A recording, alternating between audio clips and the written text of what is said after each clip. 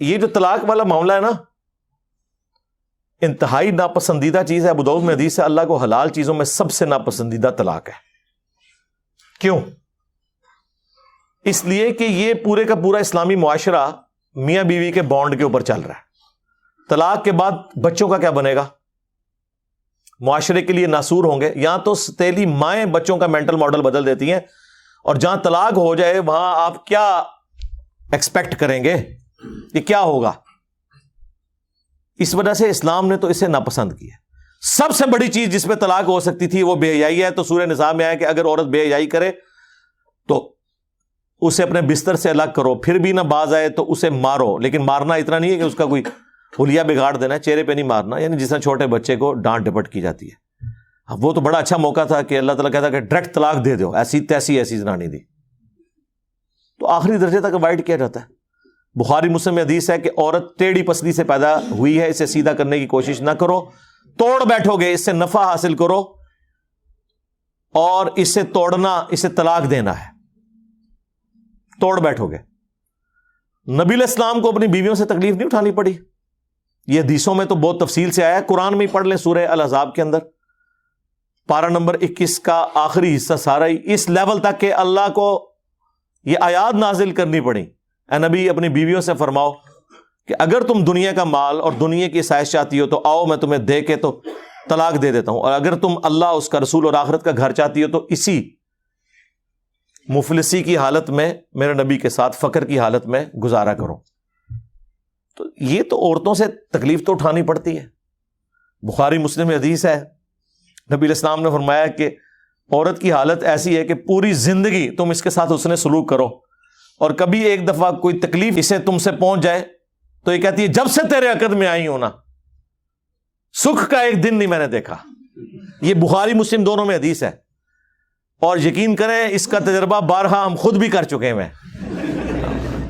اور جب تجربہ ہوتا ہے تو غصہ نہیں آتا، بس نکلتا ہے صدق رسول اللہ صلی اللہ علیہ وآلہ وسلم. آپ رسول اللہ کو یاد کیا کریں، حضور کی حدیث یاد کیا کریں، نبی علیہ السلام کو جو تکلیفیں اپنی بیویوں سے پہنچی انہیں یاد کیا کریں، تو آپ کو صبر آ جائے گا کہ میں تو شاہی کوئی نہیں. ہاں یہ ہر جگہ فٹ ہوتا ہے، میں تو شاہی، تسی بھی شاہ کوئی نہیں. ٹھیک ہے نا، کمپرومائز کریں. مسلم شریف میں حدیث ہے شیطان کا تخت پانیوں پہ لگا ہوا ہے. شام کے وقت سارے چیلے آ کے اسے رپورٹ کرتے ہیں، آج فلاں گناہ کرایا، فلاں سے چوری کروا دی، فلاں سے فلاں کام کروایا. خوش نہیں ہوتا. ایک چیلا آگے کہتا ہے آج میں نے میاں بیوی کے درمیان جدائی کروا دی ہے. تو شیطان اسے گلے لگا کے ملتا ہے اور کہتا ہے تو نے اصل کام کیا ہے. جس نبی کی یہ تعلیمات ہوں اس کے ماننے والے روٹی صحیح نہ پکنے پر، سالن میں نمک کم ہونے کے اوپر غصہ کھا کے طلاق دیں تو لعنت ہے پھر ایسے لوگوں کے اوپر جو اپنے نبی کی تعلیمات کو پش دکھائے بیٹھے ہوئے. یہ تو نبی علیہ السلام نے تو باقاعدہ تلقین کی. بخاری مسلم میں حدیث ہے میں اپنے بعد سب سے بڑی آزمائش مردوں کے لیے عورتیں چھوڑ کے جا رہا ہوں. یہ اسپیسیفکلی میاں بیوی کے ریلیشن شپ کے اعتبار سے تھا.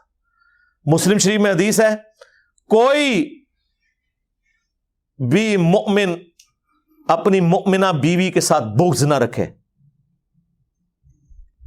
مسلم شریف میں ایک اور حدیث ہے کہ دنیا برتنے کی جگہ ہے اور سب سے بہترین سرمایہ نیک بیوی ہے.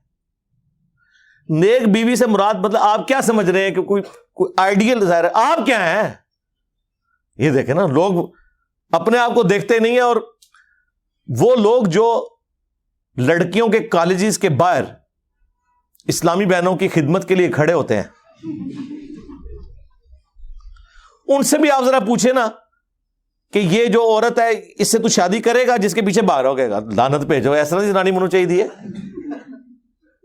بدماش سے بدماش لوگ جی، کیسی ہو جی وہ 5 وقت نمازی ہو جی، وہ نقاب کرتی ہو جی، پردہ کر دیا. تو کیا کرنا ہے؟ ہاں جوڑا تے پھر اسمانہ تے بڑے نے لب جائے گی تیرے نال دی تنو.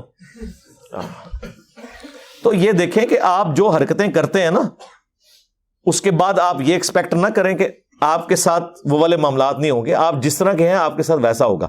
کوئی ایکسیپشن بھی ہو سکتی ہے لیکن اوورآل یہ جو قرآن کا رول ہے نا کہ نیک مردوں کے لیے نیک عورتیں ہیں، بدکار کے لیے یہ رول ہے. ویسے آپ کو بظاہر نظر نہیں آ رہا ہوتا لیکن میں آپ کو بتاؤں یہ جو جوڑے بنے ہوئے ہیں نا اور اتنی کامیاب زندگی گزار رہے ہوتے ہیں، ان میں واقعی کوئی کامن چیزیں ایسی ہوتی ہیں کہ جس کی وجہ سے وہ اکٹھے اپنے ساتھ زندگی گزار رہے ہوتے ہیں، برائی میں ہو یا اچائی میں ہو، یہ الگ بات ہے.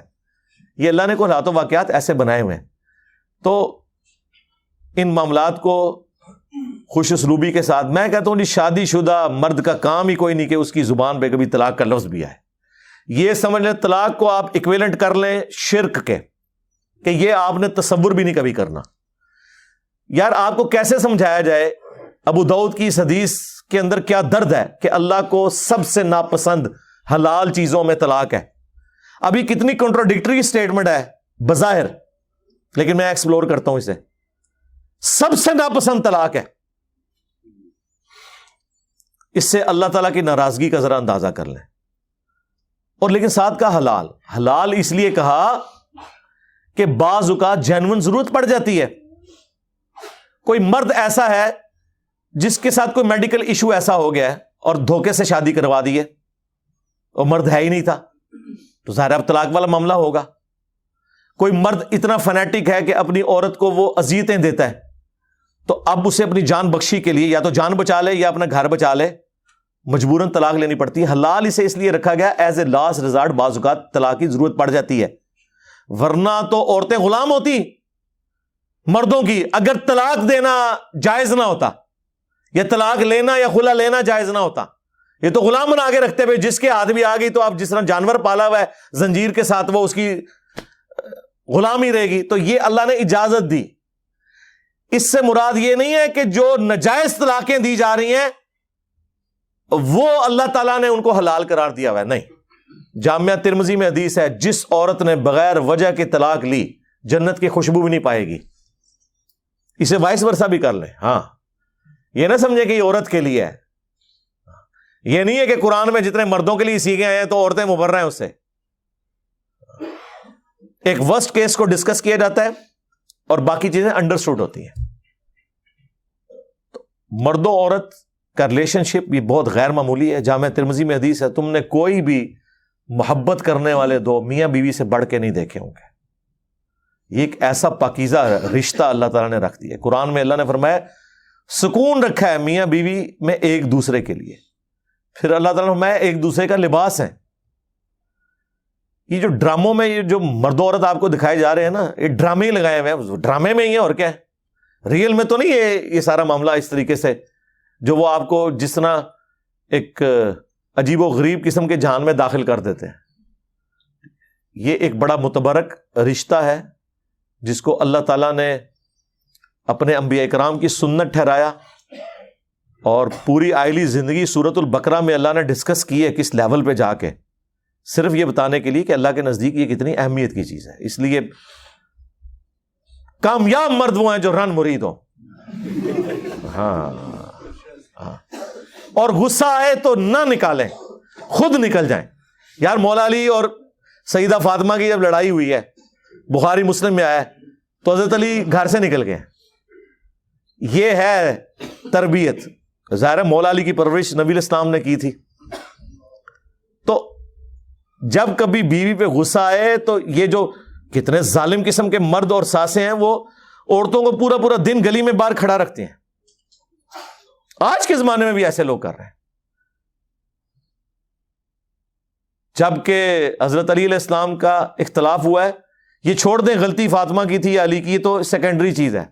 حضرت علی ڈومیننٹ ہونے کے باوجود شیر خدا، تو ورگا کوئی بزدل مرد نہیں، شیر خدا ہو کے گھر سے باہر نکل گئے. کیوں؟ اس کی وجہ یہی ہے کہ اس رشتے کو آپ نے اسی طریقے سے نبھانا ہے. وہ جو بخاری مسلم میں حدیث ہے، نبی علیہ السلام اپنی بیویوں سے 1 مہینے کے لیے ناراض ہو گئے تھے اور گھر کی چھت پہ شفٹ ہو گئے تھے، ایلا کیا تھا آپ نے، اور پھر آیات نازل ہوئیں. اسی دوران حضرت عمر کہتے ہیں میں ملنے گیا. پہلے تو امہات المومنین اپنی بیٹی کو جا کے ڈانٹا کہ یہ تم لوگ یہ کر رہی ہو. پھر حضور کے پاس آئے اور کہتے ہیں میں نے کوشش کی کہ بھئی حضور کو ہنسانے کی کوشش کروں، اور جب میں چھت پہ چڑھا تو ایک کونے میں چھوٹا سا مشکیزہ لٹکا ہوا ہے، ایک چٹائی پہ حضور لیٹے ہوئے ہیں، اوپر بھی چادر کوئی نہیں، صرف تہمت باندھی ہوئی ہے. آپ اٹھے ہیں، جسم پہ چٹائی کے نشان. حضرت عمر نے رونا شروع کر دیا، یا رسول اللہ کیسر و کسرا دنیا کے مزے لوٹ رہے ہیں اور آپ اللہ کے پیغمبر ہو کے یہ آپ کی حالت ہے. آپ نے فرمایا لگتا ہے عمر ابھی بھی دنیا کی حقیقت تم پہ نہیں کھلی. کیا تم اس پہ راضی نہیں ہو کہ کیسر و کسرا دنیا کے مزے لوٹیں اور ہم آخرت کی سعادت؟ پھر سرکار حضرت عمر کا قبلہ ایسا صحیح ہوا ہے کہ نہ حرام کھایا نہ کھانے دیا کسی کو. اس طرح اسٹرکٹ مینجمنٹ انہوں نے رکھی ہے اپنے دور میں. جس نے یہ سارے منظر خود دیکھے ہوں اور اگر وہ واقعی جینون مومن ہو تو وہ اسی طریقے سے اپنے پیغمبر کو فالو کرے گا. پھر وہ بخاری مسلم کے الفاظ ہیں, کہتے ہیں میں نے اب سوچا میں حضور کو کوئی ایسی بات سناؤں کہ آپ کا موڈ آف ہے تو آپ ہنسیں. تو کہتے ہیں یا رسول اللہ دیکھیں جب ہم مکے میں تھے کس طرح ہماری بیویاں ہماری یعنی وہ کیا ہم کوئی غلام ہیں, ہاں کس طرح یہ ہماری اوبیڈینٹ ہوتی تھیں. جب سے مدینہ شریف ہم آئے ہیں تو یہاں انصار کی عورتوں نے تو اپنے جڑوں کو دبا کے رکھا ہوا ہے.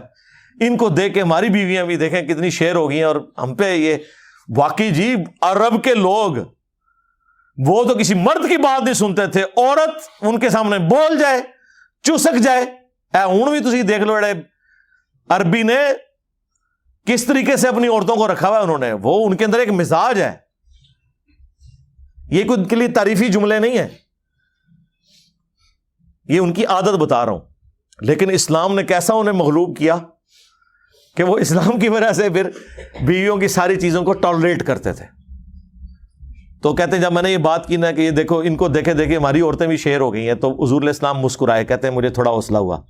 پھر میں نے گپ شپ کرنی شروع کی اور یہ اس طریقے سے پھر خیر آیات بھی نازل ہوئی. 1 مہینے کے بعد نبی علیہ السلام نے جو ہے وہ آفر دی. یہ آیات نازل ہوئی سورہ احزاب کی حضرت عائشہ حفصہ باقیوں کو کہ دیکھو اللہ نے مجھے اجازت دے دی ہے, چاہے تو تم میرے عقد میں رہو اسی فقر کی زندگی میں, اور اگر دنیا کا مال چاہتی ہو تو ٹھیک ہے میں تمہیں طلاق دے دیتا ہوں. تو سب نے کہا کہ ہم اللہ اس کا رسول اور آخرت کا گھر چاہتی ہیں, ہم نبی علیہ السلام کے ساتھ اس طرح گزارا کریں گے.